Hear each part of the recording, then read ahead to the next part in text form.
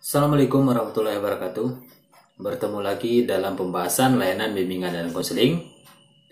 Pada tahap kali ini kita akan membahas tentang bagaimana cara melaksanakan layanan penempatan dan penyaluran.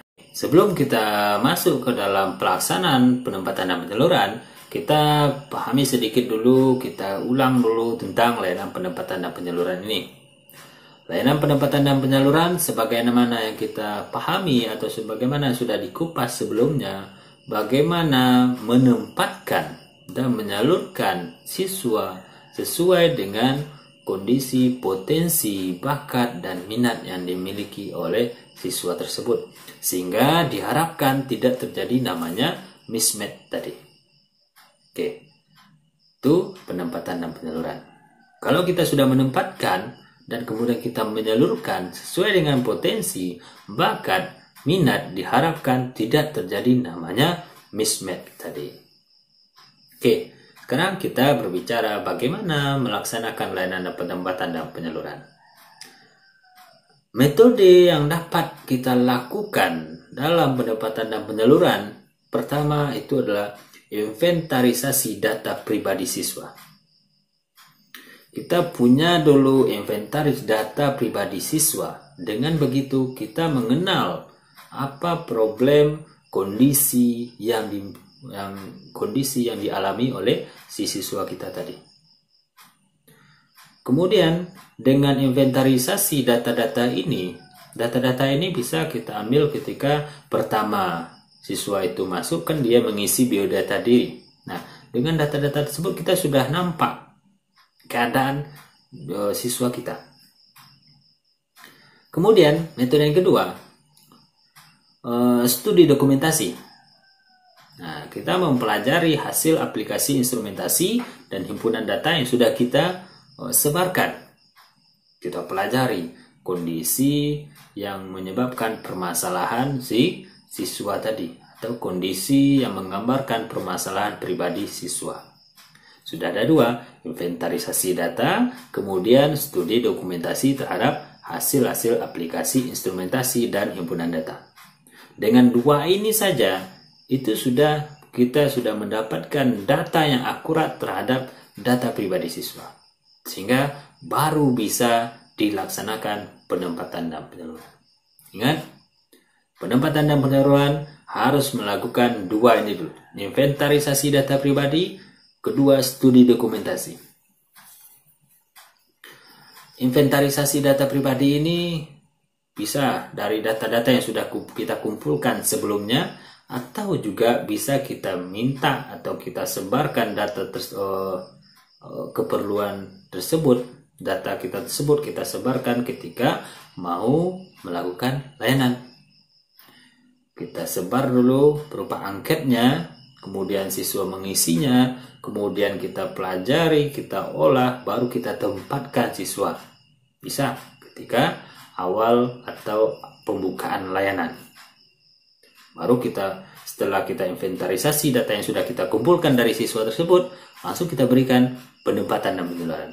Atau juga bisa kita ambil dari data-data yang sudah kita kumpulkan jauh-jauh hari.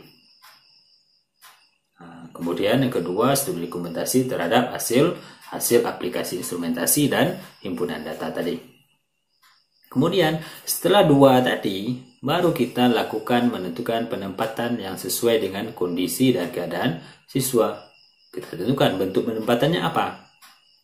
Mau penempatan posisi tempat duduk, penempatan ekstrakurikuler, atau yang lainnya. Kemudian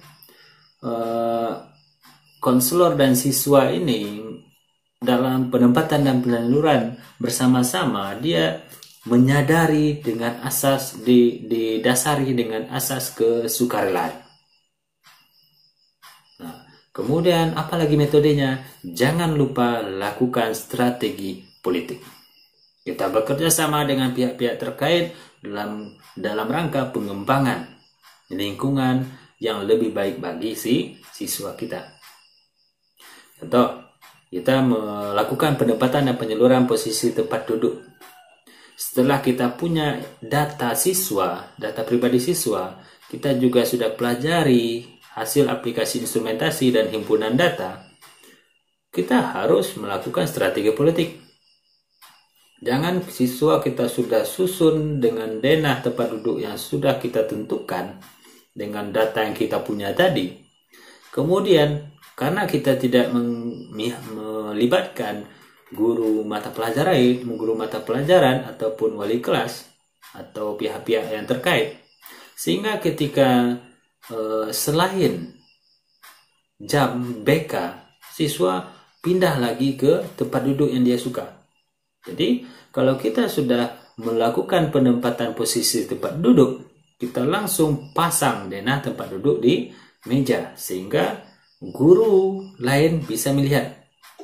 Nah, setelah kita pajang, jangan lupa kita sampaikan ke wali kelas, kita sampaikan ke guru mata pelajaran bahwasanya kita sudah melakukan penempatan dan penyaluran dengan posisi tempat duduk yang sudah diatur dan posisinya sudah sketsa denahnya sudah ditempelkan di meja guru, sehingga guru akan melihat itu dan siswanya akan dibiarkan sesuai dengan posisi tersebut pada mata pelajaran dia.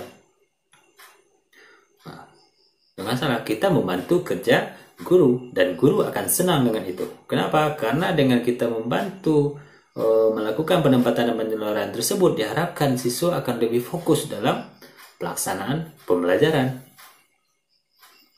Kemudian kita tentukan kapan, waktu, dan tempat untuk kebutuhan layanan.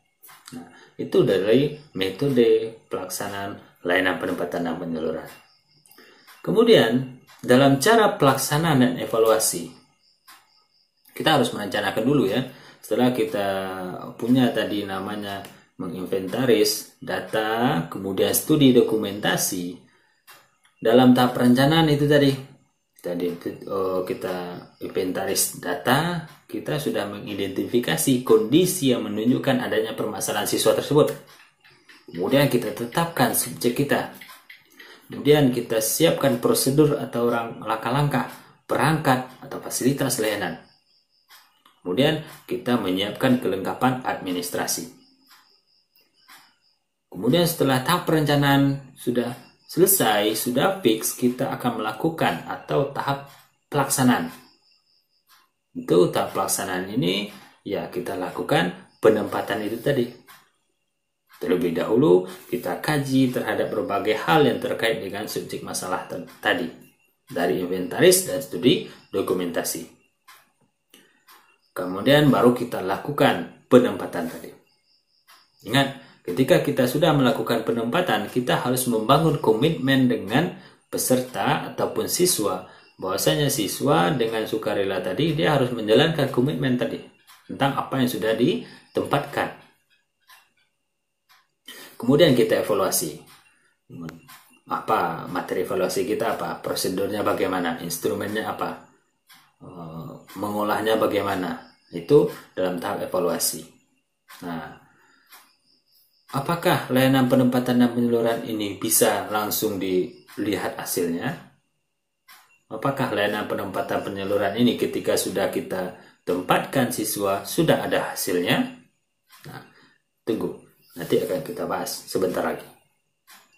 Setelah tahap evaluasi, kita masuk ke analisis hasil evaluasi.